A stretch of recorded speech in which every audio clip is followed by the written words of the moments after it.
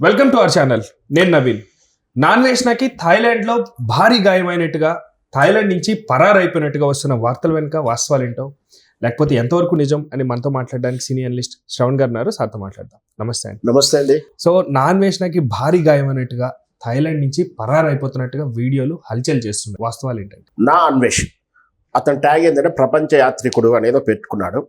నేను దాన్ని యాక్సెప్ట్ చేయను. ఆయన ప్రపంచ వ్యభిచారి అని చెప్తాను. వ్యభిచరించడానికి ప్రపంచ దేశాలు తిరుగుతున్నాడు అని చెప్తా.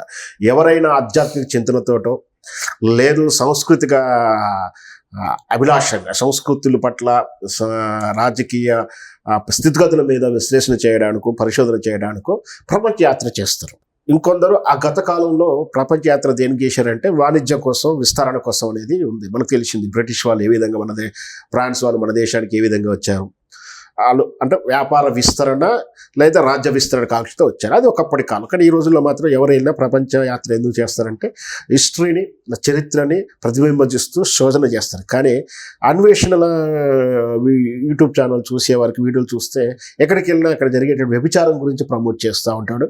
ఆయన ఏదో ఆటగాడిని అని చెప్పేసి పోతున్నట్టుగా చూపిస్తాడు. కాబట్టి అట్లాంటి నీచుడి గురించి మనం మాట్లాడుకోవడం కూడా అనవసరం అని నా ఉద్దేశం. కానీ ఎప్పుడైతే మన సనాతన ధర్మాల గురించి, హిందూ విశ్వాసాల మీద, హిందూ విశ్వాస దేవతల మీద అన్యాయటువంటి ఆ మాటలు అన్నాడో, ఏదైతే విపరీత ధోరణిలో ఫ్రస్ట్రేటెడ్గా మాట్లాడాడో ఆ వాక్యలు చూసినప్పుడు మాత్రం ఖచ్చితంగా వాడిని ఖండించాలి, దండించాలని నా ఉద్దేశం. ఎప్పుడైతే శివాజీ గారు మాట్లాడారో, నేను మొదటి చెప్తా ఉన్నాను, మళ్ళీ చెప్తా ఉన్నాను, శివాజీ గారు చెప్పే సూచన ప్రయత్నం చేశాడు. అంటే ఒక సలహా ఇచ్చే ప్రయత్నం చేశాడు. తప్పేం లేదు.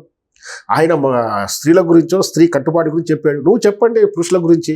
మీరు చెప్పట్లేరా పురుషులకు ఎట్లా ఉండాలి, వాడు మృగాలు, మానవుడా, ఇది అని వాళ్ళ గురించి మీరు అంటున్నారు కదా, మీరు అనండి. ఆయన ఖచ్చితంగా ఇలాగే ఉండాలన్నప్పుడు మాత్రం అది అబ్జెక్టబుల్. బాగా స్వేచ్ఛ కానీ మనోభావాలు కానీ మనం అర్థం చేసుకోవచ్చు. సరే, శివాజీ గారు తప్ప పని పక్కకు పెట్టేస్తే దాన్ని విశ్లేషించే భాగంగా తగుదునమ్మ అంటూ దాంట్లోకి వచ్చాడు ఈ నాన్వేషన్ ఉన్నటువంటి ఒక hopeless fellow and brainless fellow అని కూడా చెప్పొచ్చు నా ఉద్దేశంలో. ఎందుకంటే వీళ్ళంతా కూడా మా ఊర్లలో అంటే నెల తక్కువ ఎదవలు అంటాం. ఎందుకంటే బ్రెయిన్ ఎదగదు వీళ్ళకు. బ్రెయిన్ ఎదగకుండా ఉండే తానే మేధావుడే సెల్ఫ్ డిక్లరేషన్ చేసుకుని ఏదో మాట్లాడుతుంటారు. తనకు సంబంధం లేదు. ఎందుకంటే అతనేమి ఆధ్యాత్మిక భావనలో కానీ పురాణాలు, వేదాలు చదివినటువంటి విధానంలో లేడు. లేకుండా, అవగాహన లేకుండా సీతమ్మ వారి పట్ల, ద్రౌపది వారి పట్ల, హిందూ విశ్వాసాల పట్ల చెబుతూ థాయిలాండ్ అభివృద్ధి చెందింది, తలసరాది అంతా చూడండి అంటాడు. అతడు అన్వేషకు చెప్తా ఉన్న ఫస్ట్ ఆఫ్ ఆల్, థాయిలాండ్ వ్యభిచారం చేస్తూ ఆదాయం సంపాదిస్తుంది. అక్కడ థాయిలాండ్ ఎందుకు వెళ్తుందో అందరికీ తెలుసు. Tourism place. అక్కడ ఎందుకు వెళ్తారో ప్రతి ఒక్కరికి తెలుసు.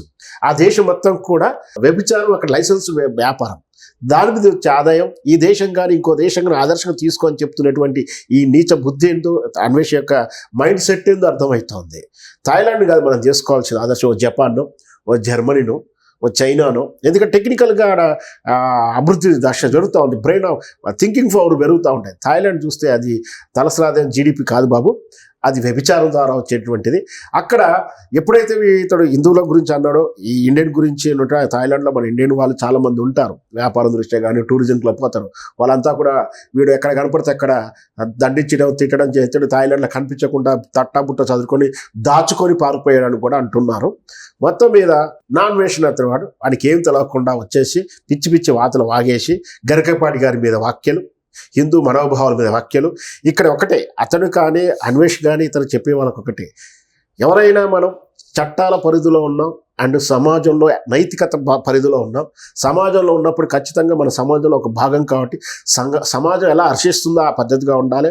మగ పురుషుడైనా, ఆడ స్త్రీ అయినా పద్ధతి దాటి సంస్కృతి పేరు మీద, ఫ్యాషన్ పేరు మీద ఇప్పుకొని తిరుగుతా అంటే ఊరుకునేది లేదు. చట్టం ఒప్పుకున్న సమాజం హర్షించదు. ఖచ్చితంగా మాలాంటి వారు, శివాజీ లాంటి వారు, నాలాంటి అనలిస్టులు ప్రశ్నిస్తుండో, సూచన చేస్తూనే ఉంటాం. ఏదైనా సరే భావ స్వేచ్ఛ ఉండాలి, ఏదైనా వ్యక్తిగత స్వేచ్ఛ ఉండాలి. ఆ స్వేచ్ఛ, ఏ విధానం ఏదైనా ఉందో నీకు వ్యక్తిగతమైన పరిమితికే ఉండాలి. కానీ సమాజంలోకి వచ్చి నా ఇష్టం వచ్చి నేను కూర్చుంటా అని చెప్పి రోడ్డు మీద వ్యవస్థగా కూర్చుంటామో, పురుషుడైన స్త్రీ అంటే ఊరుకునేది లేదు. ఇద్దరూ కూర్చోవద్దు. దానికి కొన్ని లిమిట్స్ ఉన్నాయి. సభ్యత, సంస్కారం ఉంటుంది. నీ ఇంట్లో నువ్వు ఉన్నప్పుడు నీకు స్వాతంత్రం ఉంటుంది. సమాజంలోకి వచ్చిన సమాజంలో ఏ విధంగా హర్షిస్తుందో ఆ విధంగానే ఉండాలి. చట్టాలు ఏం చెప్తుంది దాని పరిధిలోకి ఉండాలి. అది స్త్రీ విషయంలో అయినా. ఇంకొకటి ఏంది స్పష్టంగా చెప్తున్నాం, దాన్ని ఎవరి విశ్వాస పరిధిలోకి ఎలా అర్థం చేసుకుంటే అలా అర్థంలోకి ఉంటుంది. సమాజం ఏ విధంగా హర్షిస్తుందో ఆ విధంగా ఉండాల్సిందే. ఖచ్చితంగా ఒకటే వింతవాదన వితండవాదం చేసేటువంటి ఆ ఫెమినిస్టులు అయినా సరే, ఏ ఇస్ట్ అయినా సరే, హ్యూమనిస్ట్లోకి రండి, మానవత్వంలోకి రండి. హ్యూమానిటీ అనేది ముఖ్యం.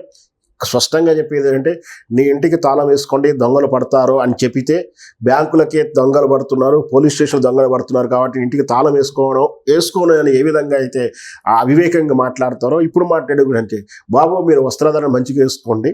అది పురుషుడైనా సరే, స్త్రీ అయినా సరే, పురుషుడికి కూడా నేర్పాల్సిందే. పురుషుడికి చెప్పాలి, స్త్రీకి చెప్పాల్సిందే. నువ్వు వస్త్రాధారణ చూస్తే గౌరవంగా ఉండాల్సిందే. మనం చూస్తూనే ఉన్నాం, ఎవరైనా కుర్రాడు రోడ్డు మీద ఆ పోగులో గీగులో జడలు వేసుకుంటే కూడా పోలీసులు కూడా అబ్జెక్ట్ చెప్తే, ఏమిట్రా నువ్వు రోమియోనా, ఎందుకు అట్లా తిరుగుతున్నావు అని చెప్పి మందలించిన సందర్భాలు కూడా ఉంటాయి. అంటే వాడిని స్వేచ్ఛే, కానీ మనకు సమాజం ఎటుపోతుంది, ఎటువైపు మల్లుతుందో అన్నీ కూడా చూసుకోవాల్సి ఉంటుంది. ఈ అన్వేషణ చేసిన వాక్యాలను ఖచ్చితంగా ఖండిస్తమే కాదు, ఆల్రెడీ పోలీస్ కేసు పెట్టడం జరిగింది. నాకు తెలిసినంత వరకు సుమారు ఈ మన తెలుగు రాష్ట్రాల్లోనూ 4-5 కేసులు అయితే దాఖలైనట్టు తెలుస్తుంది. కరాటే కళ్యాణి గారి భద్రాచలం నుంచి ఒక కేసు అయినట్టు, గరికపాటి గారు కూడా దాని మీద విషయంలో రిప్లై అయితే ఇచ్చారు. వాళ్ళు కూడా కేసు పెట్టే ప్రయత్నం చేస్తున్నారు. ఖచ్చితంగా అన్వేషణ ఎక్కడ కనిపిస్తే అక్కడ కాల్చివేతలా తీసుకురావాల్సిన అవసరం ఎంతైనా ఉందని నా ఉద్దేశం. కానీ ఇప్పుడు ఇంత జరుగుతున్నా కూడా ఆయన ఎవరు కంట్రోల్ చేయలేకపోతున్నారు. ఆయన బలం ఏంటండి? సబ్స్క్రైబర్స్ ఉండటమేనా ఆయన బలం? కేవలం అదేనా రీజన్? అన్సబ్స్క్రైబ్ అయితే పండగ కింద చూస్తున్నాం, కానీ ఇంత సబ్స్క్రైబర్స్ ఎలా వచ్చారు? సబ్స్క్రైబింగ్ అనేది వస్తుంది ఆటోమేటిక్, పెద్ద విషయం కాదు. నచ్చినప్పుడు లైక్ మైండెడ్ ఉంటుంది. కొన్ని సందర్భాల్లో ఎక్కువసేపు చూస్తే కూడా సబ్స్క్రైబ్ ఆటోమేటిక్ అవుతుందని కూడా కొందరు అంటారు. అది ఎంతవరకు నిజం మనకు తెలియదు. ముఖ్యంగా షార్ట్స్ చూస్తే మాత్రం ఆటోమేటిక్ సబ్స్క్రైబ్లోకి వెళ్ళిపోతుందని కూడా కొందరు అంటున్నారు. అది ఎంతవరకు నిజం మనకు తెలియదు. ఏదైనా సరే అన్వేష్ చెప్తున్నప్పుడు మంచో చెడు ఏ చెప్తున్నా కూడా ఒక విదేశాన్ని, ఒక తెలుగువాడికి వెళ్ళి ఒక దేశాన్ని గురించి చెప్తున్నప్పుడు చూడాలనిపిస్తే సబ్స్క్రైబర్లు వచ్చిన మాట వాస్తవం. కానీ ఈరోజు అన్సబ్స్క్రైబ్ చేస్తున్నారు. అదొక అన్సబ్స్క్రైబ్ అన్వేషణ చెప్పి హ్యాష్ట్యాగ్ వైరల్ అవుతుంది. వీళ్ళందరికీ నేను చెప్పేది ఒకటే, అన్సబ్స్క్రైబే కాదు, నా అన్వేషణ ఛానల్ 2 ఉన్నాయి. ఆ రెండింటికి రిపోర్ట్ కొట్టండి. ఫస్ట్ ఆఫ్ ఆల్ ఆయన ఏదైతే పిచ్చి మాట్లాడినాడో, అబ్జెక్టివ్గా మాట్లాడిన వీడియో తీసుకొని ఛానల్ పూర్తిగా వెళ్ళేటట్టు ఆ రిపోర్ట్ కొట్టండి. రిపోర్ట్లో కంటెంట్ రాయండి. కంటెంట్ కూడా ఈయన మతాల పట్ల విద్వేషాన్ని, హేట్ఫుల్ స్పీచెస్ ఇస్తుందని చెప్పి ఆప్షన్ ఉంటుంది. ఖచ్చితంగా ఆ ఆప్షన్ చేస్తూ రిపోర్ట్ కొడితే మాత్రం ఛానల్ ఇట్లా రిపోర్ట్ పెట్టినప్పుడు కొన్ని సందర్భంలో అబ్జెక్ట్ ఉంటే ఆడియో మ్యూట్ అవుతుంది. కొన్ని సందర్భంలో ఆ వీడియోకు ప్రైవేట్లోకి వెళ్తుంది. ఇంకా సీరియస్ అవుతే ఆ ఛానల్ మానిటైజేషన్ పోతుంది. ఇంకా సీరియస్ అవుతే ఆ ఛానల్ మొత్తం పూర్తిగా అన్ని వీడియోస్ మొత్తం కూడా బ్లాక్ కంట్రోల్ వెళ్ళిపోతుంది. యూట్యూబ్ తీసేసుకుంటుంది. కాబట్టి ఖచ్చితంగా చూసే ప్రతి ప్రేక్షకుడు నా అన్వేషణ ఛానల్ని రిపోర్ట్ కొట్టండి. రిపోర్ట్కి వెళ్ళి ఆప్షన్స్ కూడా సబ్మిట్ చేయండి. అప్పుడు కానీ ఇట్లాంటి పిచ్చి కూతలు కూసే వాళ్ళకి తగిన బుద్ధి వస్తుందని నా ఉద్దేశం. Thank you sir, thank you so much.